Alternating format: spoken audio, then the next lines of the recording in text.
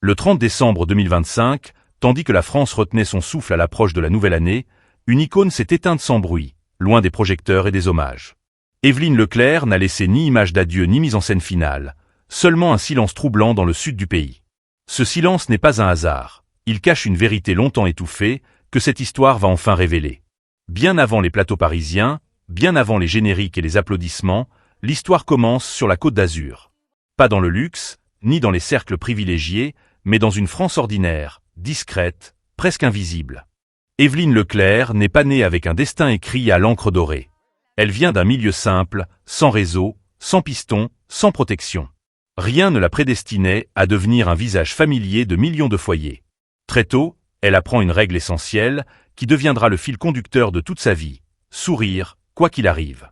Son premier métier n'est pas celui d'animatrice, mais d'hôtesse d'accueil. Accueillir. Orienter. Rassurer. Donner l'illusion que tout va bien. Dans les halls, dans les lieux de passage, elle comprend que le sourire n'est pas un geste spontané, c'est un devoir. Une posture. Une promesse silencieuse faite aux autres, souvent au détriment de soi-même. Ce sourire-là, maîtrisé, lumineux, presque rassurant, va devenir sa signature. Il ouvre les premières portes.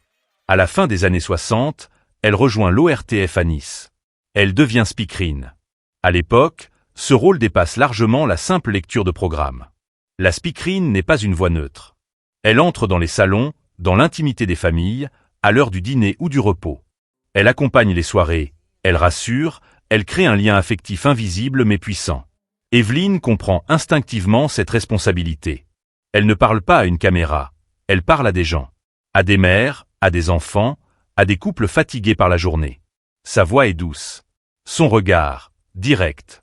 Son sourire, constant. Elle devient peu à peu cette présence familière que l'on ne questionne plus. Celle que l'on attend sans même s'en rendre compte. Dans une France encore très attachée à ses repères télévisuels, elle incarne rapidement une figure rassurante. Pas une star inaccessible, mais une femme proche. Une grande sœur idéale. Une fille que l'on aimerait avoir. Elle n'impressionne pas. Elle apaise. C'est précisément ce qui la distingue. Là où d'autres cherchent l'éclat, elle cultive la continuité. Là où certains imposent, elle accompagne. Cette proximité devient sa force. Elle façonne progressivement une image précise. Celle de la femme équilibrée, bienveillante, toujours disponible émotionnellement. Une image qui plaît autant aux téléspectateurs qu'aux décideurs. Elle correspond parfaitement à ce que la télévision de l'époque attend d'une femme à l'écran. Élégante, souriante, jamais conflictuelle, jamais fatiguée, jamais vulnérable. Mais déjà, sans qu'elle en ait pleinement conscience, un piège se referme lentement. Ce sourire qu'elle offre devient un contrat implicite. Une attente permanente. Elle n'a pas seulement le droit de sourire, elle y est obligée. Chaque apparition renforce cette identité figée. Plus elle rassure, moins elle existe en dehors de ce rôle. L'ascension est réelle. Méritée. Progressive. Mais elle repose sur une équation dangereuse. Être aimée tant qu'elle correspond à une image. Une image de stabilité, de joie, de constance. La France adopte Évelyne Leclerc comme une évidence. Et elle accepte, sans bruit, d'en devenir le symbole. Sans le savoir, elle vient de poser le premier masque de sa vie publique. Un masque lumineux, admiré, mais déjà lourd à porter. Car dans ce monde, le sourire est un capital. Et comme tout capital, il finit toujours par être réclamé avec intérêt. L'année 1985 marque une rupture nette. Un avant, un après. Avec le lancement de T, la télévision Évelyne Leclerc devient PL. Tout repos. Chaque midi, son sourire agit comme un signal. Tout va bien. La vie peut être légère. L'amour est possible. Dans une France encore marquée par les routines et les certitudes, elle incarne une joie stable, répétitive, presque thérapeutique. Elle ne juge pas. Elle encourage. Elle se place toujours du côté de l'émotion simple, jamais du conflit. Aux côtés de Simone Garnier et Fabienne Egal, elle forme un trio féminin devenu iconique. 3 femmes, 3 énergies, mais une même fonction, maintenir l'illusion d'un monde harmonieux. Évelyne en est le centre de gravité. La plus proche. La plus maternelle. Celle à qui l'on confie sans crainte ses ESP. Le succès est immédiat. Durable. Écrasant. Tourner manège s'installe dans. Ce rôle dépasse l'écran. Dans la rue, on l'arrête. On lui confie des histoires personnelles. On lui demande conseil. Comme si son image publique lui avait conféré une compétence intime. Elle représente l'amour qui fonctionne. La rencontre réussie. La promesse tenue. Et plus cette image. Mais cette lumière a un prix. Derrière les rires et les génériques, Evelyne disparaît progressivement en tant que femme. Elle existe surtout comme fonction. Comme repère émotionnel collectif. Elle doit être constante. Égale à elle-même. Toujours disponible. Toujours bienveillante. La moindre fissure serait une trahison du personnage. L'ironie est cruelle. Alors qu'elle orchestre chaque jour les rencontres des autres, sa propre vie sentimentale se fragmente. Les relations sont compliquées. Déséquilibrées.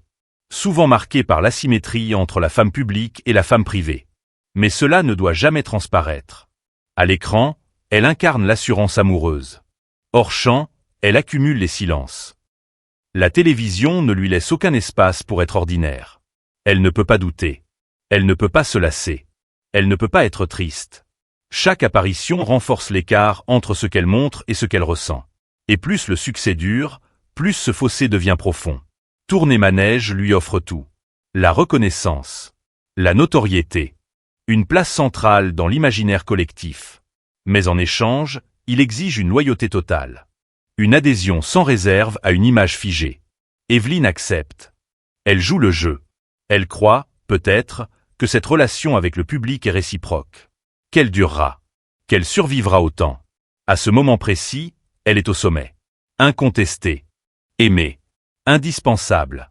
Mais dans les couloirs feutrés de la télévision, d'autres logiques sont déjà à l'œuvre.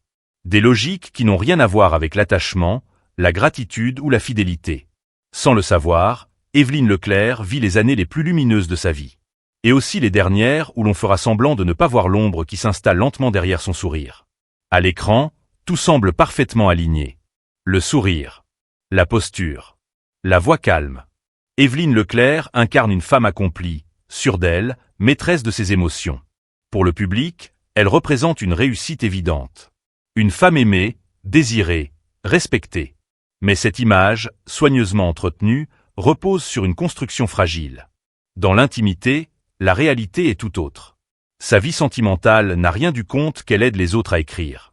Les relations sont souvent complexes, marquées par le déséquilibre entre la femme privée et le personnage public. Être aimé devient difficile quand on est avant tout reconnu. Certains hommes sont intimidés par sa notoriété. D'autres s'en approchent précisément pour cette raison. Peu cherchent réellement la femme derrière l'icône. Avec le temps, Evelyne comprend une vérité douloureuse. Son image la précède partout. Elle n'entre jamais quelque part comme une personne ordinaire.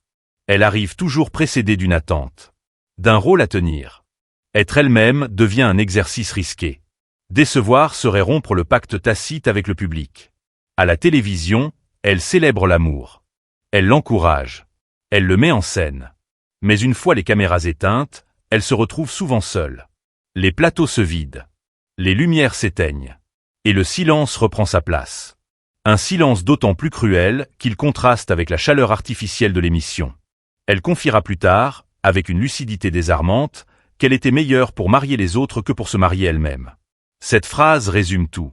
Elle donne. Elle accompagne. Elle soutient. Mais elle ne reçoit que rarement la même attention. Le rôle qu'elle incarne à l'écran finit par absorber l'espace de sa vie personnelle. La télévision lui impose une injonction invisible mais constante. Restez stable. Restez joyeuse. Ne jamais laisser paraître le doute. La tristesse n'a pas sa place dans ce décor. Vieillir encore moins. Chaque apparition est un rappel silencieux que l'amour du public est conditionnel. Il dépend de la capacité à maintenir l'illusion. Cette pression devient un poids quotidien. Elle doit être à la hauteur de ce que l'on projette sur elle. Une femme équilibrée, heureuse, désirable. Et plus cette image s'impose, plus il lui est interdit de s'en éloigner. Elle ne peut pas traverser une rupture publiquement. Elle ne peut pas s'effondrer. Elle ne peut pas dire qu'elle a mal. Ainsi se crée une fracture intime. D'un côté, la marieuse nationale, figure rassurante d'un bonheur accessible. De l'autre, une femme qui doute, qui cherche, qui échoue parfois. Mais cette seconde Evelyne n'a pas de place à l'écran. Elle doit rester cachée. Avec les années, cette dichotomie érode quelque chose en elle. Elle commence à vivre son propre personnage comme une prison élégante. Dorée, admirée, mais fermée. Le public ne veut pas savoir. Il veut continuer à croire. Et elle accepte ce contrat, persuadée que la fidélité du public sera éternelle. Ce qu'elle ignore encore, c'est que cette illusion du bonheur est à sens unique. Elle protège le regard des autres, mais elle ne la protège pas, elle. Car dans ce monde, l'amour que l'on reçoit tant qu'on est utile peut disparaître du jour au lendemain. Et bientôt, Évelyne Leclerc va découvrir que le sourire, lorsqu'il devient une obligation, peut aussi annoncer la chute. L'année 1993 arrive sans avertissement, sans annonce solennelle, sans reconnaissance publique. Un jour, Tournez Manège est là. Le lendemain, il ne l'est plus. Pour les téléspectateurs, ce n'est qu'un changement de grille. Pour Évelyne Leclerc, c'est un effondrement. Aucune transition. Aucun adieu. Aucun mot pour refermer 10 années de fidélité quotidienne. L'émission qu'il a consacrée disparaît comme si elle n'avait jamais existé. Comme si les rires, les rencontres, les lettres, les couples formés n'avaient laissé aucune trace. Elle découvre brutalement une vérité que l'on ne dit jamais à l'antenne. À la télévision, l'attachement n'est pas réciproque. Le choc est d'autant plus violent qu'il est silencieux. Pas de scandale. Pas de conflit ouvert. Juste un arrêt net. Une porte qui se ferme. Et derrière, le vide. Évelyne comprend alors que son statut n'était pas une promesse de durée, mais un contrat tacite, révocable à tout moment. Les jours passent. Puis les semaines. Le téléphone, autrefois saturé d'appels, ne sonne plus. Les invitations s'évanouissent. Les projets annoncés ne se concrétisent pas. Elle observe, incrédule, la rapidité avec laquelle la lumière se détourne. Ceux qui riaient à ses côtés sur les plateaux deviennent absents. Pas hostiles. Juste absents. Ce silence n'est pas neutre. Il est une forme de message. Il dit « Tu as servi. Tu ne sers plus ». Dans ce monde, l'oubli est plus fréquent que la gratitude. Et plus cruel encore, parce qu'il se fait sans bruit. Évelyne tente de rester digne. Elle continue d'apparaître dans des galas, des événements locaux, des foires commerciales. Elle sourit. Toujours. Comme on l'attend d'elle. Mais ses sourires n'ont plus la même fonction. Ils ne célèbrent plus un succès partagé. Ils masquent une blessure intime. Car au-delà de la perte de visibilité, c'est une identité qui vacille. Pendant des années, elle a été nécessaire. Utile. Centrale. Du jour au lendemain, elle devient périphérique. Et cette relégation n'est jamais formulée clairement. Elle se ressent. Elle s'impose par petites touches. Une absence ici. Un refus poli là. Une promesse qui ne rappelle jamais. Elle découvre alors la solitude spécifique des figures publiques déchues. Une solitude paradoxale. Tout le monde la reconnaît encore. Mais plus personne ne l'attend. Elle reste une icône pour le public, mais une variable inutile pour l'industrie. Cette dissociation est insupportable. Elle oblige à continuer à jouer un rôle sans en avoir la protection. La télévision qu'elle émet en révèle son visage le plus froid. Un système qui consomme, puis remplace. Qui célèbre, puis efface. Sans colère. Sans explication. Elle réalise que la fidélité n'existe pas dans ce milieu. Seulement l'efficacité immédiate. Cette période marque une fracture durable. Une perte de confiance. Une blessure d'âme. Elle comprend que l'amour du public n'est pas une assurance-vie. Qu'il ne protège ni du temps, ni de l'abandon. Elle se sent trahie, mais surtout naïve. Elle avait cru à une relation humaine. Elle découvre une logique industrielle. Et pourtant, elle ne se révolte pas. Elle ne dénonce pas. Elle se tait. Par habitude. Par élégance. Par peur aussi de devenir amère. Elle préfère encaisser en silence plutôt que de briser l'image qu'on attend d'elle. Mais ce silence a un coût. Il s'infiltre partout. Dans ses journées. Dans ses nuits. Dans son rapport à elle-même. Elle commence à douter de sa valeur. À se demander si elle a encore une place. Si elle compte encore. La chute n'est pas spectaculaire. Elle est lente. Progressive. Et c'est précisément ce qui la rend destructrice. Car personne ne vient vous relever quand vous tombez sans faire de bruit. À partir de ce moment, Évelyne Leclerc n'est plus une reine de midi. Elle devient une femme qui regarde la télévision continuer sans elle.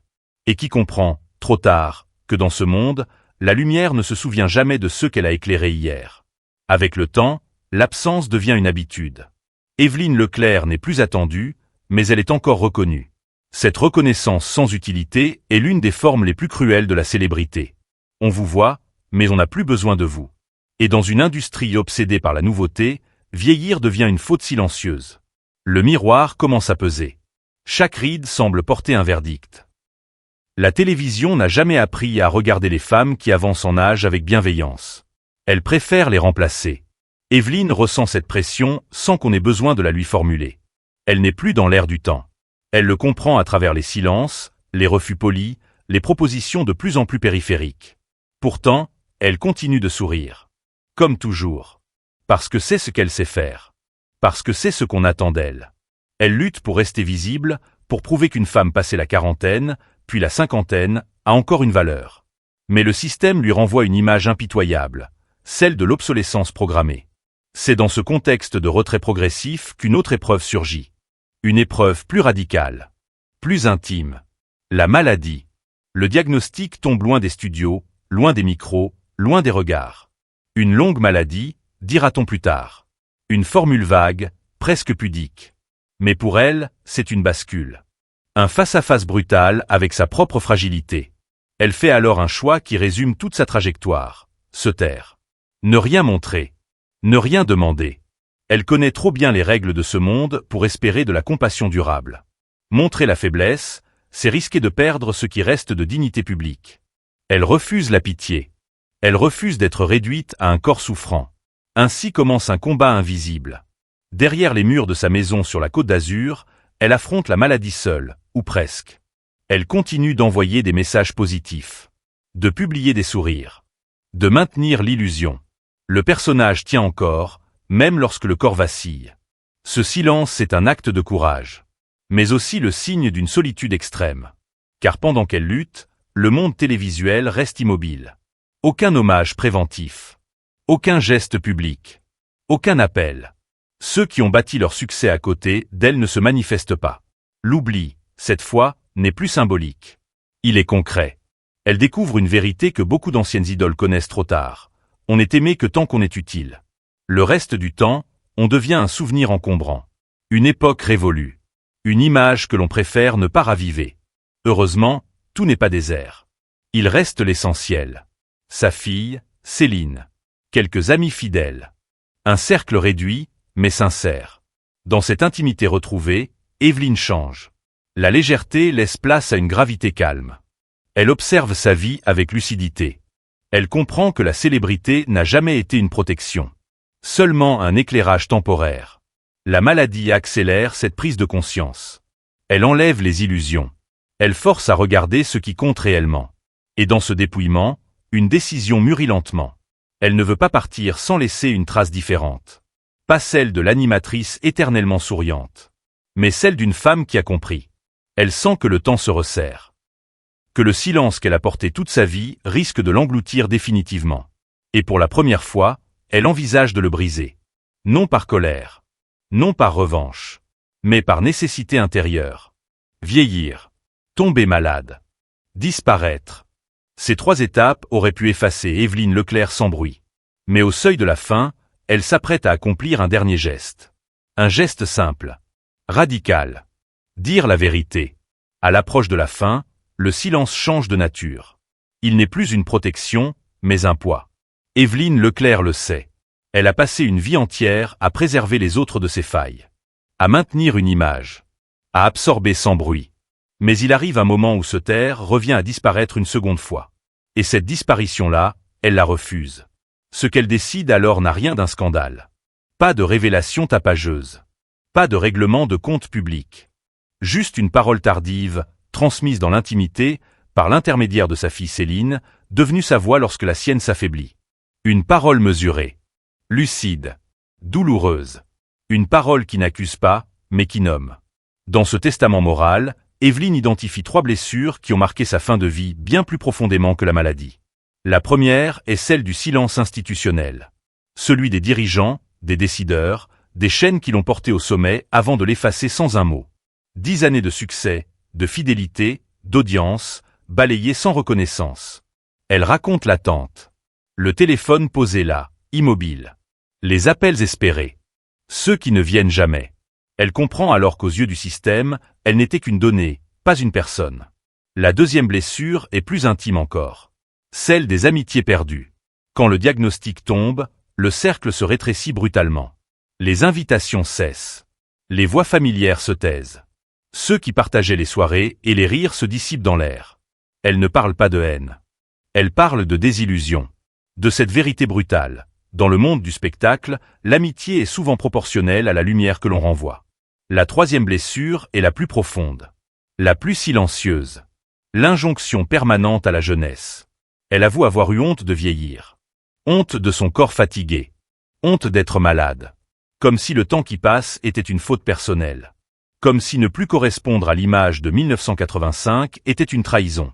Cette pression, elle l'a intériorisée. Elle s'est excusée d'exister autrement. Mais cette confession n'est pas un cri. C'est un apaisement. En nommant ses douleurs, Evelyne reprend la maîtrise de son récit. Elle refuse que son histoire soit racontée uniquement à travers ses sourires figés et ses archives lumineuses. Elle veut laisser une trace plus juste, plus humaine. Elle ne cherche pas la pitié. Elle réclame une reconnaissance simple, celle d'avoir été une femme avant d'être une icône. Une femme qui a aimé son métier, qui a donné sans compter, et qui a payé ce don d'un prix intime élevé. Sa disparition, survenue sans mise en scène, devient alors cohérente. Elle n'a pas voulu d'adieu public, parce qu'elle a déjà trop joué, trop souri, trop rassuré. Elle a choisi la cohérence plutôt que le spectacle. Le retrait plutôt que l'exposition finale. L'héritage qu'elle laisse dépasse sa carrière. Il pose une question inconfortable à la société qui consomme ses figures publiques. Que faisons-nous de ceux que nous avons adorés quand ils ne brillent plus? Savons-nous voir les larmes derrière le maquillage? Savons-nous écouter avant qu'il ne soit trop tard? Evelyne Leclerc n'a pas voulu être une victime. Elle a voulu rester un soleil.